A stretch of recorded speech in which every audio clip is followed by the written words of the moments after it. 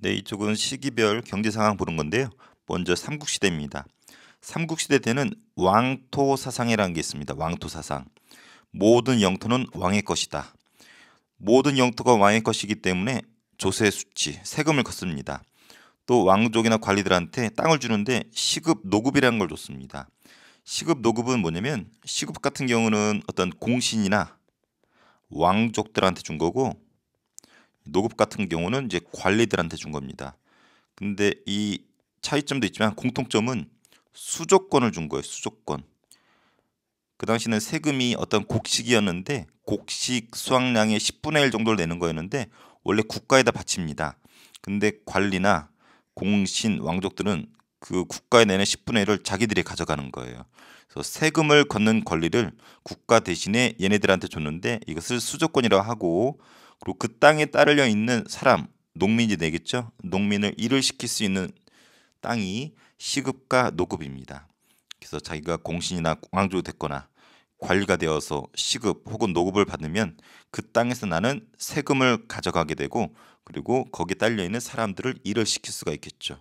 특히 이 노동력, 사람을 마음대로 부릴 수 있다는 부분은 이 귀족들한테 아주 큰 힘이 됩니다. 뒤에 또 나옵니다. 그 농민들은 아주 어려웠어요. 우리 농민들은 always 항상 어렵습니다. 어느 시기든. 그래서 얘네들을 구제하기 위한 정책이 기록에 남아 있어요. 그것이 고구려의 진대법이라는 거죠.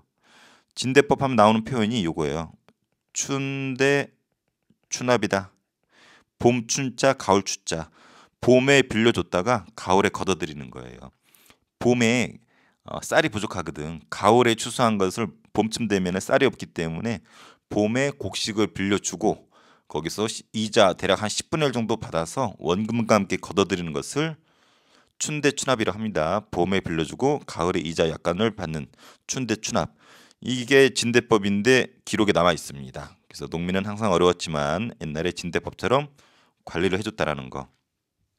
경제생활에서는 철제 농기구가 쓰이기 시작합니다. 이건 좀 알아둬야 되는데요. 우리 앞서 청동기 시대 때도 청동기로 농기구를 쓰진 않았어요. 왜냐면 청동이라는 게 그렇게 단단하지가 않아. 근데 우리 삼국시대 같은 경우는 철제시기거든요. 철기시기. 철기로 농기구를 만들었더니 너무 좋아. 단단하기 때문에 부러지지도 않고, 그래서 뭐 밭 같은 경우를 깊이 갈아서 농사가 잘 됩니다. 그래서 철제 농기구가 보급이 되고 우경이 많이 쓰이게 됩니다. 소우자입니다.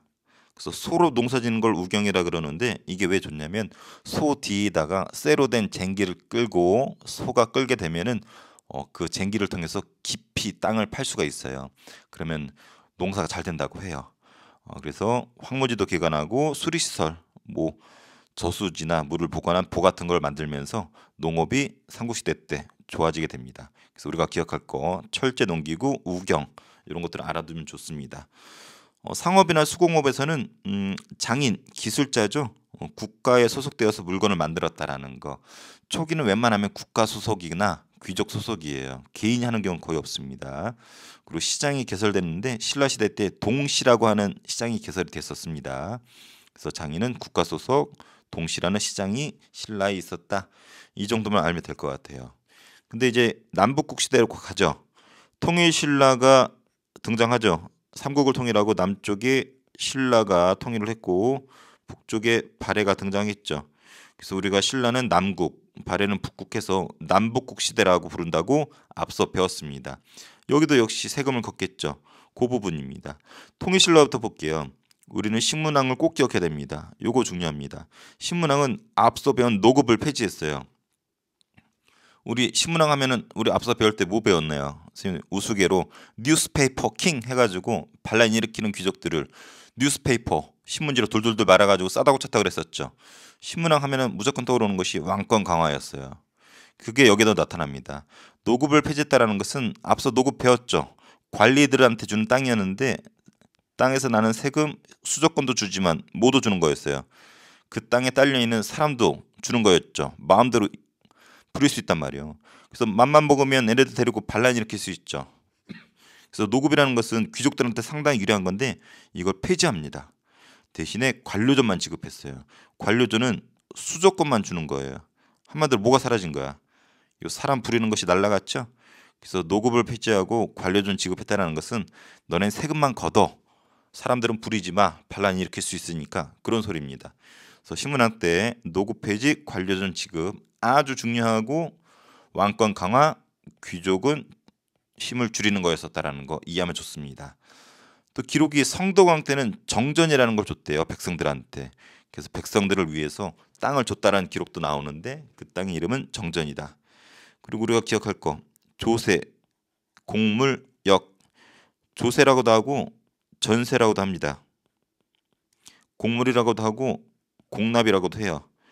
그래서 뭐 조세, 공납, 역 이런 표현을 쓰는데 세금이 세 가지인데 삼국시대 때도 했었어요.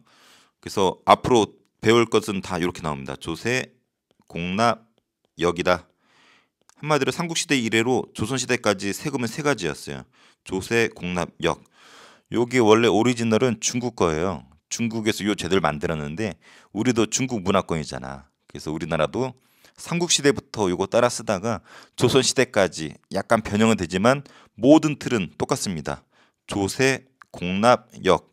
조세는 곡식을 세금으로 내는 거예요. 왕한테 쌀을 내는 거지. 쌀 먹으라고. 공납은 특산물입니다. 그 지역 특산물. 왕이 쌀만 먹을 순 없잖아. 그 지역 특산물, 뭐 김이나 쭈꾸미나 이런 걸 먹는 거죠. 역은 노동력입니다. 사람들을 마음대로 부릴 수 있었는데 노동력을 갖다 바치는 것을 역이라고 했어요. 그래서 보면은 조세, 생산량의 10분의 1을 왕한테 바쳐야 됩니다. 그다음 곡물, 토산물, 그 지역의 토산물. 선생님이 살고 있는 지역의 토산물은 김이나 쭈꾸미가 유명합니다. 왕한테 바치는 거죠. 역, 노동력을 바치는데 아무나 내는 게 아니라 삼국시대 때는 15세에서 60세 미만의 남자들만 이렇게 노동력을 제공하는 겁니다. 한마디로 뭐 군대 끌려가거나 다리 공사할 때 가서 노동력을 제공하는 거예요. 그래서 요 세 가지는 꼭 알아두세요. 조세, 공납, 역으로 구성되어 있고 훗날 뒤에 쭉 이어진다라는 부분. 그리고 오늘 배운 것 중에 제일 시험 잘 나오는 거 신라 촌락 문서를 작성했습니다. 아주 중요해요. 아까 국가한테 세금을 내야 되죠. 어떤 거는 뭐 특산물 내기도 하고 곡식을 내기도 하고 노동력을 내기도 하죠. 그럼 어느 지역에 사람이 얼마나 살고 곡식은 얼마나 나오고 가축은 얼마나 있는지를 알아야지 세금을 삥 뜯어갈 거 아니야. 그래서 신라에서는 신라 촌락 문서라는 걸 작성했대요. 통일신라에서. 근데 이거를 3년마다 작성했고 목적은 조세, 곡물역을 삥 뜯어가기 위해서 3년마다. 이거 아래 먼저 볼게요. 워낙 중요하기 때문에 오늘 배운 것 중에 제일 중요합니다. 신라 촌락 문서라고 합니다. 통일 이후 신라, 통일신라에서 한 거예요. 그래서 서원경 이게 원래 일본에서 발견되었거든요. 그래서 이게 어디서 발견됐냐면 일본의 정창원이라는 일본 일왕이 관리하는 창고가 있어요. 거기서 발견되었기 때문에 정창원 문서라고도 해요. 그리고 신라의 문서이기 때문에 신라 장적이라고도 하고 그리고 선생님 때는 민정 문서라고 배웠어요. 그래서 다 똑같은 표현이고 최근에는 신라 촌락 문서라고 합니다. 그래서 정창원 문서, 신라 장적, 민정 문서 다 똑같은 말이라는 거. 통일신라 이후에 서원경은 지금 청주 지역이에요. 청주 지역에 속한 4개 마을에 대해서 기록한 거예요. 그래서 4개 마을에 대해서 뭘 조사했냐면 사람, 뭐 가축, 뭐 나무 같은 거, 뭐 토지 같은 거. 그래서 이런 거 삥 뜯어가기 위해서 조사를 한 거예요. 그래서 뭘 할 수 있냐면 국가가 지방을 통제했었다라는 거. 그래서 신라 촌락 문서 되게 잘 나옵니다. 얼마마다? 3년마다. 그리고 꼭 기억해 주세요. 누가 작성했냐? 촌주가 작성했다. 촌주. 촌주란 말은 그 지역의 토착민이에요. 그 마을의 짱이 되겠지. 촌주가 3년마다 이런 걸 조사해서 보고를 하고 그걸 근거로 세금을 때렸다는 거죠. 시험 문제 이렇게 나옵니다. 누가 작성했느냐? 왕이 파견한 관리가 작성했다라고 하면 틀립니다. 중앙인 서울에서 보낸 왕이 보낸 이런 관리가 아니고 그 지역 토착민인 촌주가 작성한 거예요. 3년마다. 그래서 이거 시험 되게 잘 나오니까 꼭 알아두시고 농업 생산量갈수록 증대되고 시장이 개설됩니다. 아까 어떤 시장이 있었어요? 여기 동시라고 있었죠. 근데 서시, 남시라는 게 추가로 개설이 되었습니다. 그리고 국제무역항으로 울산항이 번성했어요. 미안합니다. 울산항은 앞서서 강조했었어요. 신라 수도가 여기 경주죠. 경주 바로 위에 울산항이 있는데 여기서 외국인들이 많이 왔다 갔다 했었죠. 그래서 수도 주변에 항상 국제무역항이에요. 그래서 통일신라 대표로 하는 국제무역항은 울산이라는 거. 그리고 청해진 배웠죠. 여기가 그 당시 때 중국 당나라고 여기 일본이 외가 있는데 당나라하고 외하고 교역이 많죠. 또 우리 신라하고도 교역을 하겠죠.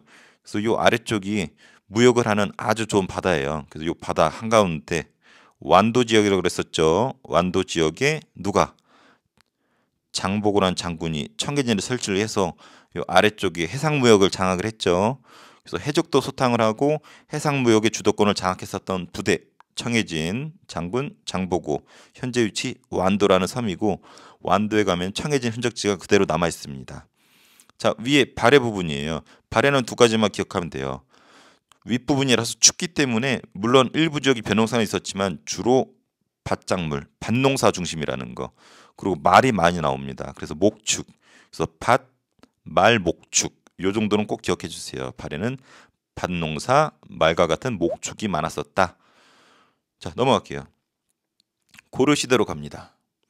자, 고려 시대 같은 경우는 왕건이 세웠죠. 그래서 왕건을 태조라고 하죠. 고려 시대 토지 제도를 전식화라 부릅니다. 합성어예요. 국가 관리한테 전지랑 시지를 줬습니다. 전지는 지금으로 치면은 밭과 같은 땅, 곡식을 얻는 땅을 말하고 시지는 이게 산자죠. 매산자, 산, 땔감을 얻는 산. 그래서 곡식을 얻는 땅을 주거나 아니면은 땔감을 얻을 수 있는 산을 줬는데 이걸 전지시지라고 하고 합쳐서 전식과 제도라고 합니다. 그래서 요게 자리를 잡는데 원래 태조 때부터 전식과가 있었던 건 아니에요. 태조가 왕건이잖아. 왕건은 후삼국을 통일했죠. 그 자기를 도와준 공신이 있을 거 아니야. 공이 컸던 관리를 공신이라고 부르죠. 이 공신한테 뭔가 혜택을 줘야 될 거 아니야. 그래서 공신한테 준 땅 역분전이라는 걸 줬습니다. 그러다가 전식과가 뒤이어서 시작되는데 시정전식과라고 해요. 경종 때인데 시는 시작하다 실자예요. 그래서 전식과가 시작됐다. 시정전식과라고 합니다. 근데 특이해. 인품, 사람의 좋음과 관품, 관리의 등급을 따라서 줬대요. 그리고 여기 생략됐지만 전직, 현직한테 줬대요. 현직은 현재 관리고 전직은 퇴임한 관리를 말하는 거죠. 그래서 처음에는 좀 애매모호해. 특히 요거 인품이란 부분. 저 새끼가 인품이 좋은지 안 좋은지 주관적이잖아. 또 여기 전직한테도 줍니다. 퇴임한 애들한테도. 그래서 이게 좀 문제가 있다 해가지고 바꿔요. 그래서 바꾼 것을 뭐라 부르냐면 개정전식과라 불러요. 이 개가 바꾸다 개자거든. 우리 개정하다라는 표현 쓰죠. 바꾸다. 그래서 시작한 전식과 시정전식과 바꾼 전식과 개정전식과 이렇게 부르죠. 뭘 바꿨냐면은 요거만 기준하게 돼요. 한마디로 요 인품이 주관적이잖아. 여기 관직에 놓고 놔두면 한마디로 관품이라고 하면 되죠. 관품. 되게 길게 써놨어. 요 출판사에서는. 그래서 객관적인 관품, 관리의 등급에 따라서만 줬고 근데 아직도 아쉬운 게 있어요. 이 전 현직한테 주는 거는 그대로 남아 있어. 특히 전직한테 주는 게 그대로 남아 있습니다. 그래서 또 바꿨어. 경정전식과. 이 경이 다시 경자예요. 다시 뭐 했을까요? 다시 바꾼 거예요. 다시 바뀐 전식과라 해서 경전전식과라 부르고 현직 관리한테만 아까 이게 문제됐었죠. 그래서 관품과 현직한테만 준 전식과 제도가 이때 완성이 되는데 문종 때. 이 왕들은 구별은 굳이 안 해도 좋지만 요 순서는 알아둬야 돼요. 자, 근데 이 전지랑 시지를 주는 게 전식과라고 그랬죠. 근데 아까랑 똑같아. 삼국 때도 여기 시급과 노급을 줬지만 뭘 줬다 그랬어요? 수조권을 줬다 그랬죠. 국가가 걷어야 될 세금을 대신 그 관리한테 그 권리를 준 거죠. 이걸 그러면 나타내는 게 이거예요. 원래 농민은 국가의 대략 생산량의 곡식 생산량의 10분의 1 정도 냈거든. 근데 만약에 관리를 뽑았어. 그럼 이 관리한테 수조권을 줘. 그러면 이 수조권을 주면은 요 10분의 1을 국가로 내는 게 아니라 농민이 이 조세라 써주는 게 10분의 1이 관리한테 가는 거예요. 그래서 국가한테 줘야 될 10분의 1을 주지 않고 관리한테 수조권이 갔기 때문에 관리한테 주는데 이것을 수조권이라고 합니다. 또 수조권, 세금을 걷는 권리란 뜻입니다. 녹봉도 줬어요. 녹봉은 월급 형식으로 곡식을 국가가 직접 관리한테 주는 거야. 그러니까 관리가 되면은 고려시대 때 그 땅에서 농민한테 세금을 거둘 권리랑 국가가 준 곡식을 두 개를 받게 됩니다. 그래서 요 수조권 주는 요 제도를 전시과 제도라고 하고 시정, 개정, 경정 이렇게 있었다라는 거. 근데 시간이 지나면서 무신정변 이후에 붕괴가 됩니다. 그래서 전시과 제도는 무신정변 이전에만 있었어요. 무신정변 때는 녹과전이라 해가지고 또 다른 토지를 주긴 했는데 중요하진 않습니다. 그래서 우리가 중요한 건 요 순서예요. 순서라 구별. 선생님 친구들한테 역대 왕조들의 수도 있죠. 물어봤더니 다들 어디가 최고냐고 물어보면은 어디가 최고냐고 답변하면은 고려의 수도 개경을 뽑습니다. 그래서 다들 한마디 외치죠. 역시 개경이다. 뭐니 뭐니 해도 역시 개경. 이렇게 외웠어요, 쌤은. 수도 중에서도 으뜸. 쌤이 꼭 가보고 싶은 수도는 역시 개경이지. 그래서 순서 알아두세요. 자, 순서만 역시 개경. 자, 역분전은 아까 얘기했죠. 공신들한테 준 땅 왕건이 시정전식과 처음 시작이라서 불안정하죠. 그래서 전직과 인품이라는 주관적 요소가 있었어요. 개정전식과 수정했죠. 그래서 인품이라고 하는 주관적인 요소가 빠졌어. 근데도 미완성이죠. 경전전식과 다시 바꿨어요. 전직이라는 거 퇴임한 사람들은 빼죠. 마지막엔 관품과 현직만 주게 되는 경전전식과 이 흐름 이해해주기 바랍니다. 자, 이 제도의 체제를 총괄해서 전식과 제도라고 하는데 구체적으로는 관리가 되면은 그 사람한테 준 땅, 구체적인 실체가 있는 땅은 과전이라고 불렀어요. 그래서 과전은 과전법에 들어가는 거지. 과전법이 아니라 전식과죠. 전식과의 큰 틀 내에 관리가 되면은 과전을 줬다라는 거. 그래서 우리 지금 9급 공무원 있죠? 지금 관리가 9급까지 있잖아. 근데 고려 때는 18등급까지 있대요. 18등급의 문무 관리들을 관직의 높고 낮음에 따라서 지급한 토지를 과전이라 부릅니다. 그리고 관리의 자식인데 아직 관직에 나가지 않았어. 한인전을 줬습니다. 그리고 구분전, 유가족들한테 주는 거고, 군인전, 군인한테 준 거겠죠. 그래서 여기 나와 있어요. 한인전, 관리의 자제, 아직 관직에 나가지 않은 관리의 자제. 구분전, 유가족한테 준 거고, 군인전, 군인한테. 외역전은 향리라고 지방의 실력자 있었죠. 향리. 앞서 배웠습니다. 공문전도 배웠습니다. 조상이 5품 이상의 관리면은 자손들한테 주는 땅 공문전. 그래서 이런 걸 다 합쳐서 전식과 제도라고 부르는 거예요. 전식과 제도 하에 관리한테 주는 땅 과전, 관리의 자식한테 주는 땅 한인전, 유가족, 군인, 외역전, 공음전 이런 걸 다 합쳐서 전식과라고 부르는 겁니다. 민전이라는 게 있습니다. 개인 땅에 개인 땅. 백성민자잖아요. 백성 개인의 땅.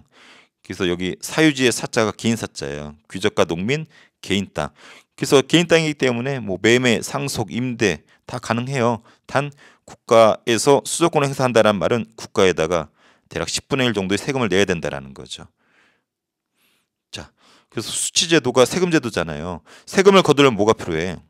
사람이 어디인지 체크해야 되죠. 이게 호적이에요. 그리고 땅이 어디 있는지 체크해야 되죠. 이게 양안이에요. 그래서 사람이 어디 있는지, 땅이 어디 있는지 이런 걸 체크해서 아까 나왔었던 요 세 가지 조세 공물력을 부과시켰다라는 거. 그래서 땅에서 나는 세금, 특산물, 노동력을 빼앗아 갔습니다. 자, 그리고 고려시대 때 다양한 산업을 볼게요. 자, 농업은 시대가 지날수록 조금씩 점차 발전을 해요. 여기서 우리가 기억할 거는 개간 간척이 많이 장려가 됐어요. 우리 고려시대 때 몽골과 싸우면서 어디로 도망갔어요? 강화도로 도망갔죠. 그래서 거기를 간척 사업을 많이 합니다. 중요하진 않아요. 근데 이건 알아두세요. 시비법이 발달했어요. 시비법이 막 시비 걸고 막 그러는 게 아니라 비료 주는 거예요. 비료.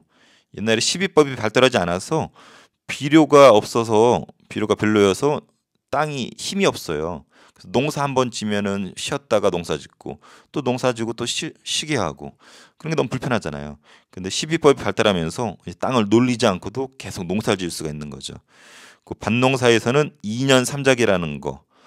예를 들어서 뭐 벼, 보리, 콩, 벼, 보리, 콩 똑같은 땅인데 2년 동안에 세 가지 작물을 돌려가면서 짓는 2년 3작이 시작이 됩니다. 이것이 자리 잡게 되고, 그리고 일부 지방이지만 모내기법이 보급이 되는데 이건 알아두세요. 모내기법이 전국으로 파급되는 것은 조선 후기라는 거. 하지만 시작은 고려 시대 때 이미 시작은 됐습니다. 그리고 우리 문익점 들어봤죠? 목화 씨라, 목화가 원나라에서 들어오면서 목화 재배도 시작이 되었습니다. 자, 수공업 뭐 만드는 거였죠? 전기는 관청이나 소수공업이에요. 관청은 국가기관에서 만들었다라는 거죠. 소 혹시 기억납니까? 고려시대 때는 향, 부곡, 소라고 해가지고 특수행정 구역이 있었다고 했었습니다. 우리 정치사 할 때 배웠어요. 그래서 특수행정 구역인데 왕따 당했다 그랬죠. 이사 못 가고 세금 엄청 뜯기고 하는 일까지 정해줬어요. 소 같은 경우는 수공업을 하도록 만들어진 도시예요. 마을이죠. 그래서 수공업 전기에는 관청, 국가에서 하든지 소라고 하는 특수행정 구역에서 했었다라는 거. 하지만 후기에는 개인이, 그리고 우리가 알아야 될 거 사원은 절인데 절에서도 물건을 많이 만들었어요. 그래서 사원 수공업이 고려 후기 때 유행했었다는 거 좀 더 알아두고, 자, 국제무역항.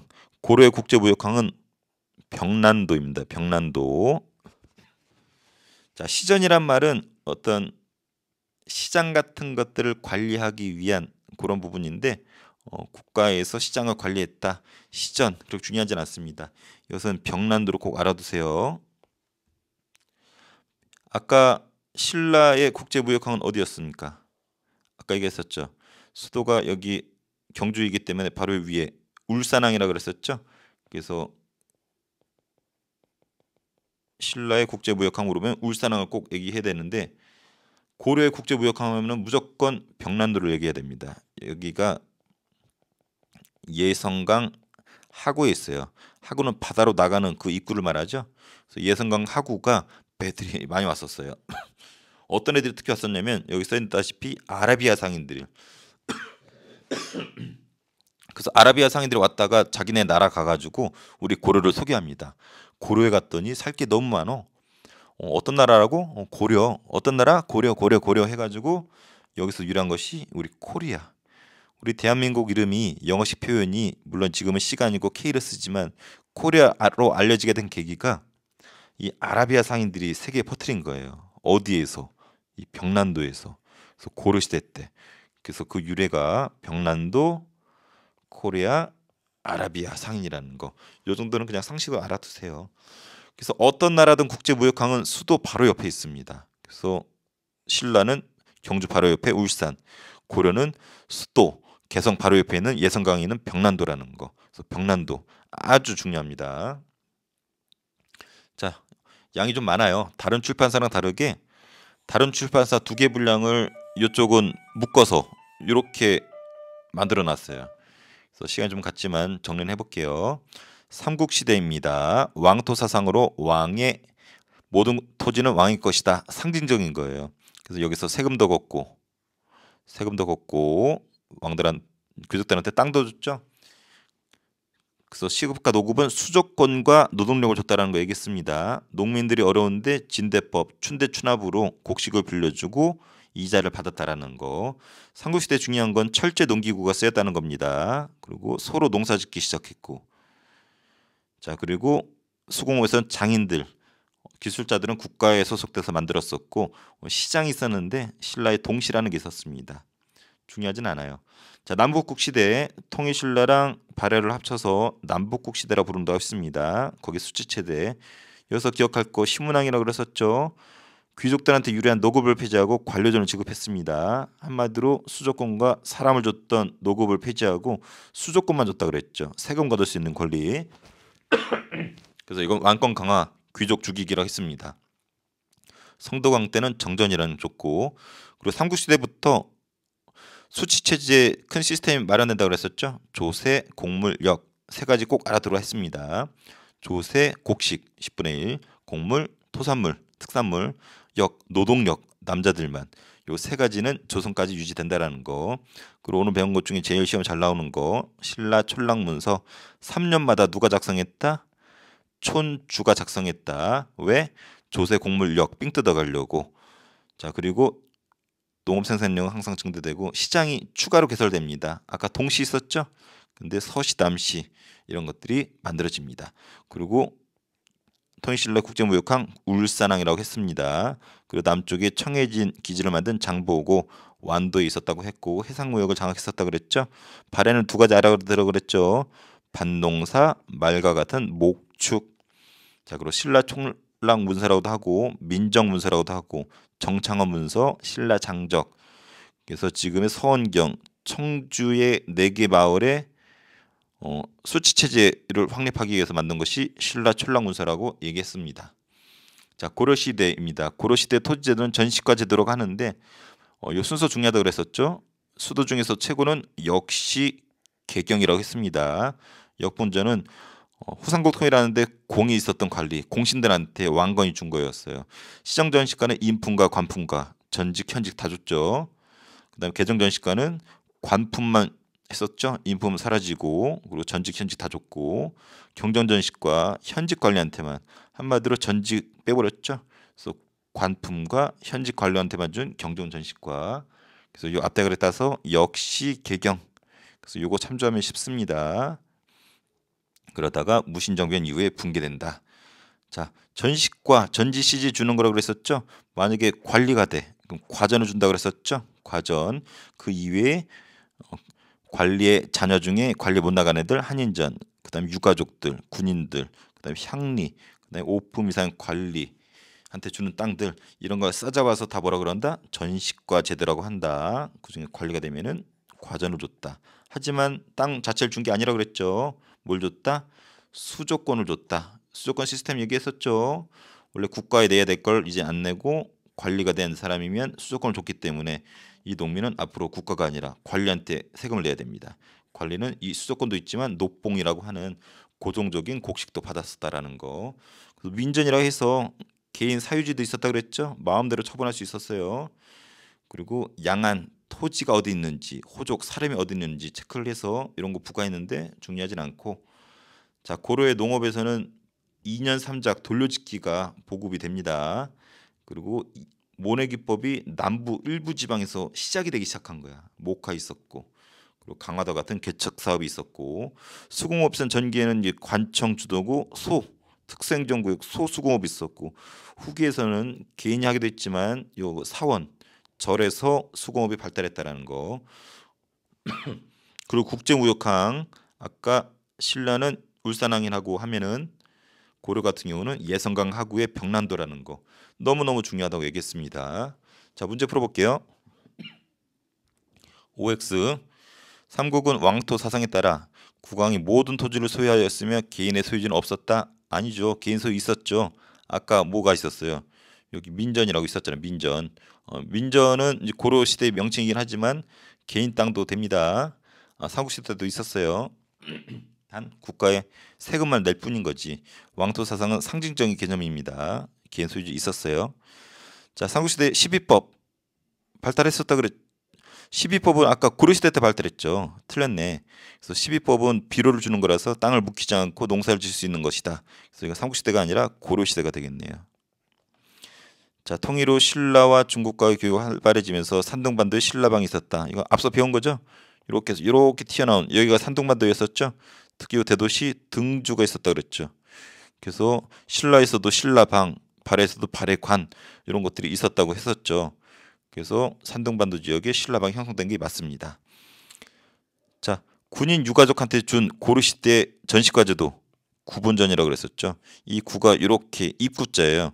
입에다가 밥을 넣어줘야지 살 거 아니야. 그래서 유가족 홀로 남은 가족들한테 구분전을 주는 거예요. 입에다가 쌀 넣어주라고. 그래서 구분전. 자, 사유지 귀족이나 농민의 사유지로 매매, 상속, 임대 마음대로 처분이 가능한 개인 소유지래요. 민전이라고 있었죠. 민전 아까 조선 고려 때 봤습니다. 자, 지방에서 거둔 조세, 공물 아까 세금 세 가지였죠. 조세, 공물, 역 혹은 전세, 공납, 역 이렇게도 부른다 그랬었죠. 이거 어떻게 수도인 개경으로 가져갔을까? 배를 이용합니다. 배. 이것을 조은 제도라고 해요. 조은. 그래서 이게 고려시대 조은인데 이런 데서는 이렇게 바닷길을 이용해서 개경까지 가져가고 이런 데는 이렇게 그래서 수로 물길을 이용해서 이런 조세나 곡물 같은 걸 날랐는데 이걸 조은이라고 하고 고려뿐만 아니라 조선 때까지도 이어집니다. 그래서 조은제도 조은이라고 합니다. 자, 고구려의 가난한 농민을 구제하기 위해서 진대법 아까 뭐라고 그랬어요? 춘대 추납 봄에 빌려주고 가을에 추수하면 갚아라. 춘대 추납 진대법이 있습니다. 자, 노급을 폐지하고 관료존을 지급한 거 신문왕이었었죠. 그래서 왕권 강화, 노급을 폐지했다는 것은 귀족 죽이기. 자, 신라는 3년마다 신라 촌락문서 혹은 민정문서, 정창원문서, 신라 장적을 작성했죠. 왜? 조세 공물력 삥 뜯으려고. 누가 작성했다? 촌주가 작성한 거 무지 강조했습니다. 전시가는 초기에는 관품과 인품과 관직의 높나비를 기준으로 지급되었다. 초기에는 관직의 높나비가 관품이지 문제가 좀 이상해요. 찌질해요. 관품과 인품 둘 다 고려했었죠? 우리 어떻게 배웠어요? 역, 시, 개, 경 이렇게 배웠죠. 역분전은 공신한테 준 거 왕건이 시정전식과 관품, 인품, 전직, 현직 개정전식과 이제 관품, 전직, 현직 그다음에 경정전식과 관품, 현직 이렇게 됐었죠. 그래서 초반에는 관품과 인품, 전직, 현직 다 들어갔었죠. 관품과 인품을 기준으로 초기란 말도 애매모호하죠. 자, 육품 이하의 학업 관리의 자재, 관리의 자재들한테 준 거 한인전이라고 그랬었죠. 구분전은 유가족이라고 아까 나왔었죠. 유가족한테 준 거 여기. 자, 고려 후기는 민영수공업이 발달했습니다. 조선도 초기에는 주로 관청 위주고 후기로 갈수록 민영인데 고려도 비슷해요. 관청에서 민영수공업 중심으로. 그래서 민영수공업이 발달했습니다. 그리고 사원수공업 발달했고 그래서 고려 초기에는 관천과 소수공업이 유명하다고 그랬었죠. 하지만 후기에는 민영, 사원